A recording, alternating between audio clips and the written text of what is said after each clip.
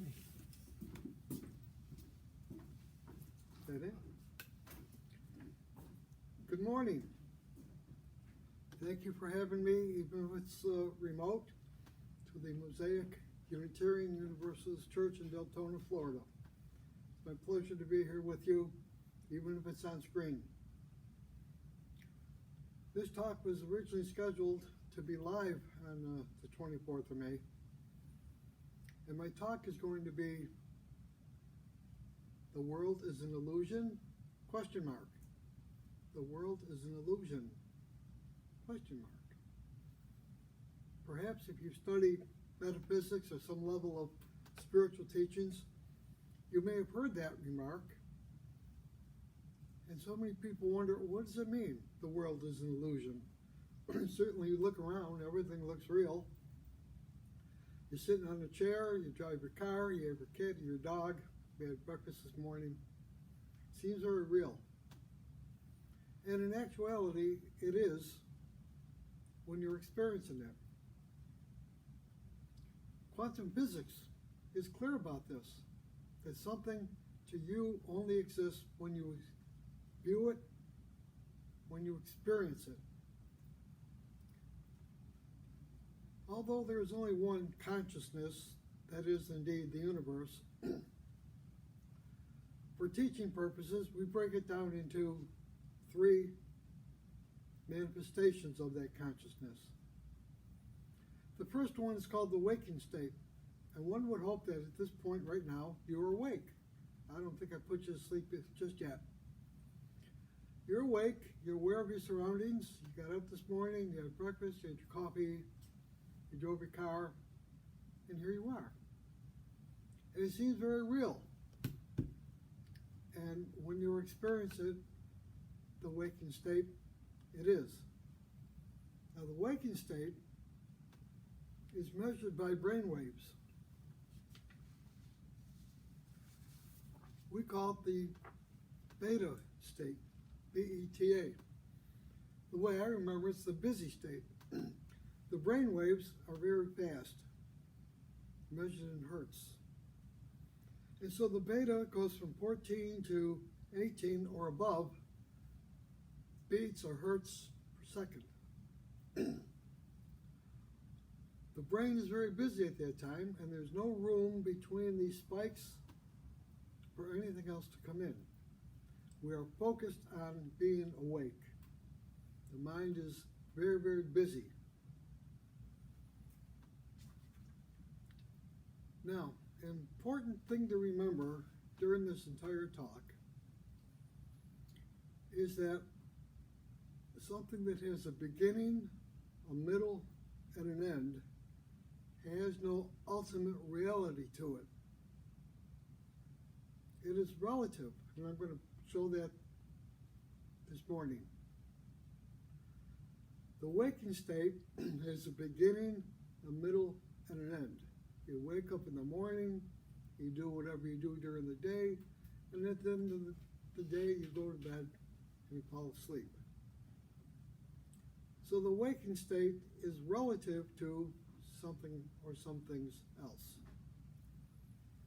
Now, when you go to sleep, you begin to drift off, you become very relaxed. You're now in the alpha state, which is somewhere around, what's the number I have here, alpha state? 8 to 13, thereabouts. Hertz, beats per minute, beats per second. And you begin to relax. The brain waves slow down. And then you go to the theta state. You're even more relaxed. Not quite asleep. Theta is 4 to 7 hertz. Brain waves are very slow, very slow. You're in a deep state of relaxation. And then you go to sleep. At that point, you're in the delta.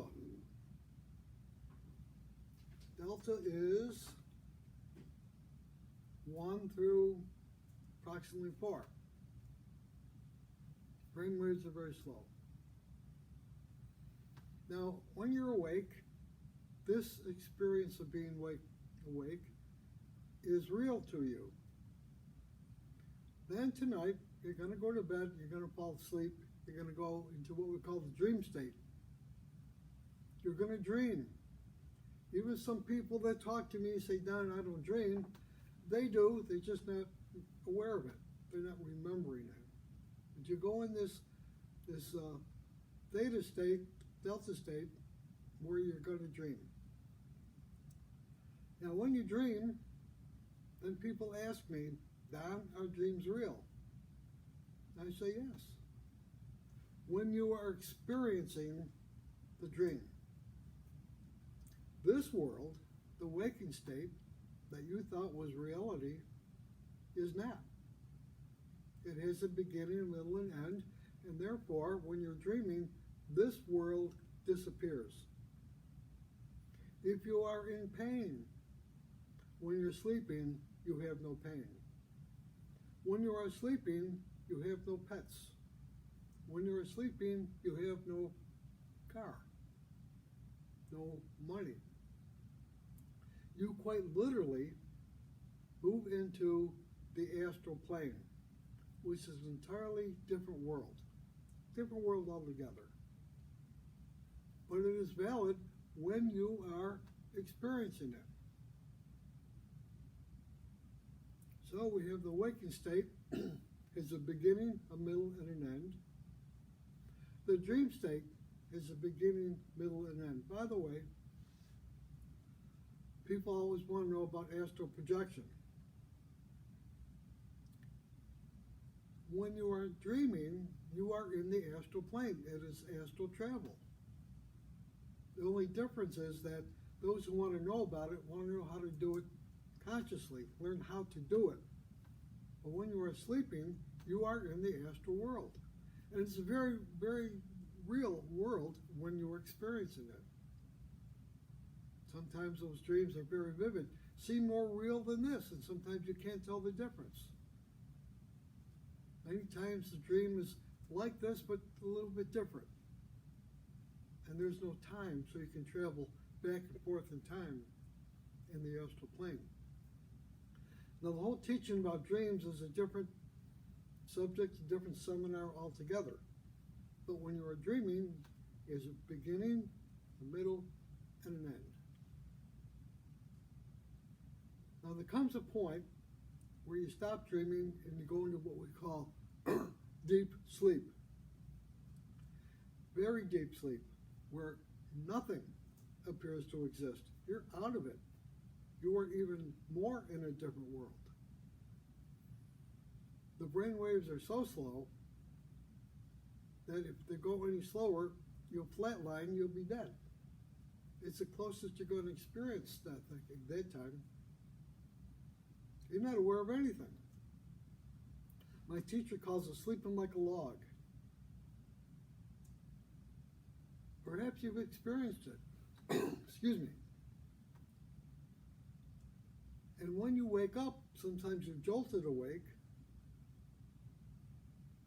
Sometimes you don't know where you are, what day it is. This waking world hasn't formed yet. The brain waves haven't come into alignment with the waking state.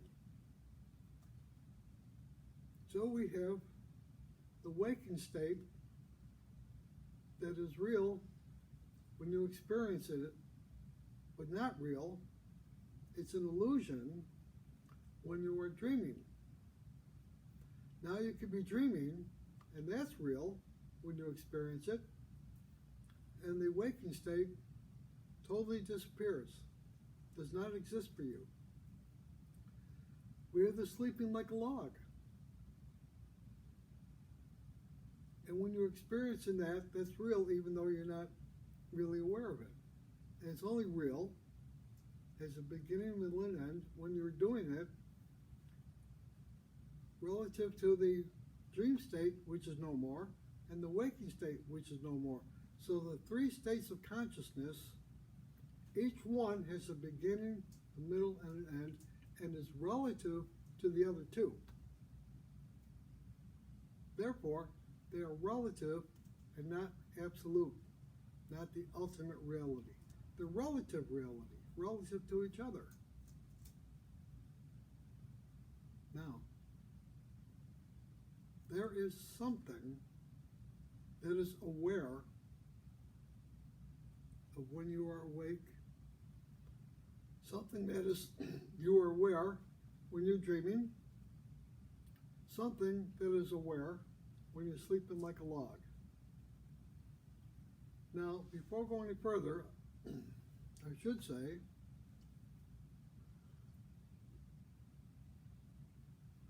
that many of the teachers and many of the books say there's 4 states of consciousness. 4.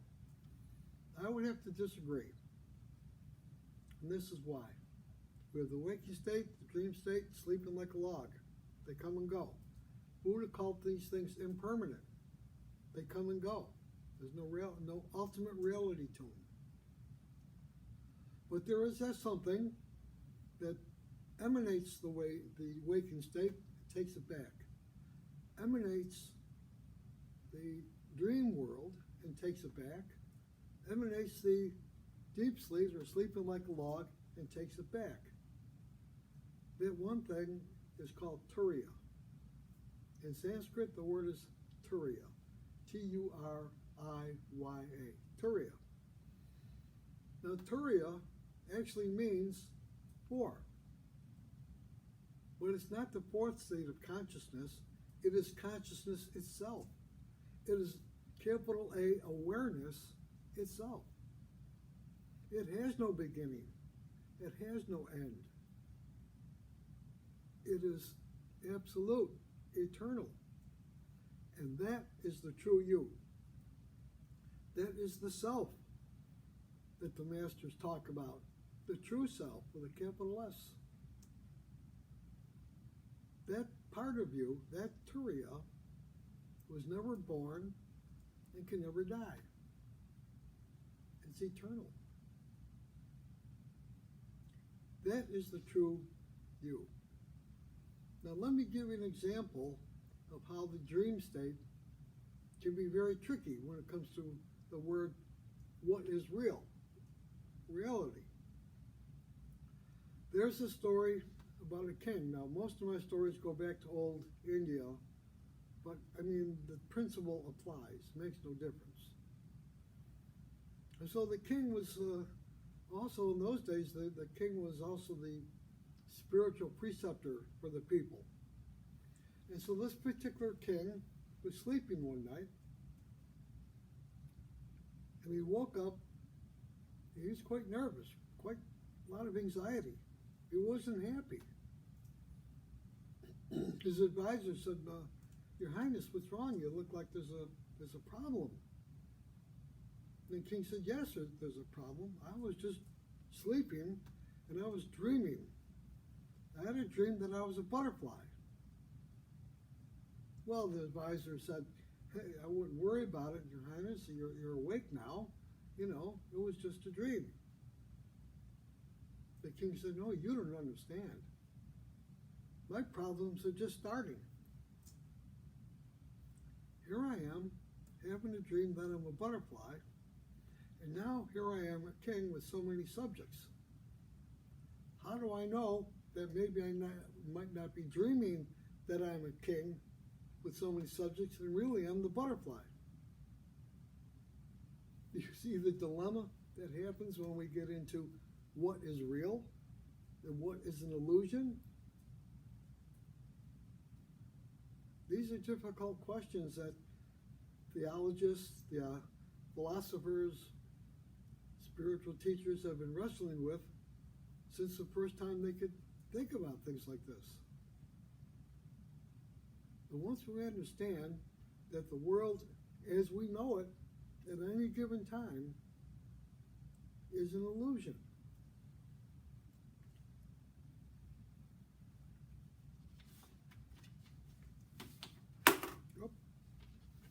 Now this thing called turiya, which means 4, meaning the 4th state, the 4th thing that we have to consider. It's not a state.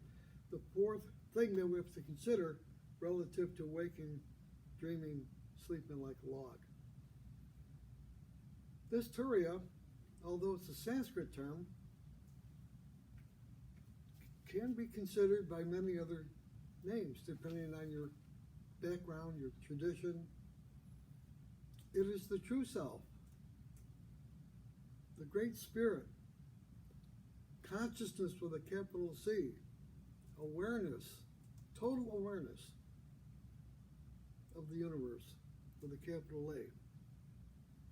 It is the Atman from the Hindus. It is the Brahman from the Hindus. And this is where they say Atman is Brahman. I and my Father are one. Total and absolute. Some call it the soul. Maybe you know the term that's popular today, the I am, or the I am presence. Not I was or I will be, only in the moment. Only in the moment when you're experiencing something is it real. Others might call it Father in heaven. The objective witness, or the objective observer. It is life itself with a capital L. Nothing outside of it. Or it just is. Not was, not will be, it just is. A very good definition is. And so we want to understand that when people say, you have to live in the real world, they don't know what the real world is. They think this is all real, but it comes and goes. Comes and goes. We want to be aware that we should not get too involved in something that has no permanence to it. Think about that. Why we get so involved in things that have a beginning, a middle, and an end? Especially during this time that I'm recording this, we're right in the middle of this pandemic. And yet the teaching is, the eternal teaching is, this too shall pass. It's not eternal. It's an illusion if you think that it's going to go on forever. Only the true self, the turiya, goes on forever. This is something that we need to consider. And I hope each one of you will go home after this talk and give some brain thinking to what it means to live in a world of illusion relative to another world of illusion, relative to another world of illusion, and what is the real you? What is the real you? Now that talk about your true nature, I've touched on today. But that would be another talk, hopefully for the future, when we start asking 5 questions. Who am I? Who am I really? Where did I come from? Why am I here? Where am I going? And how do I get there?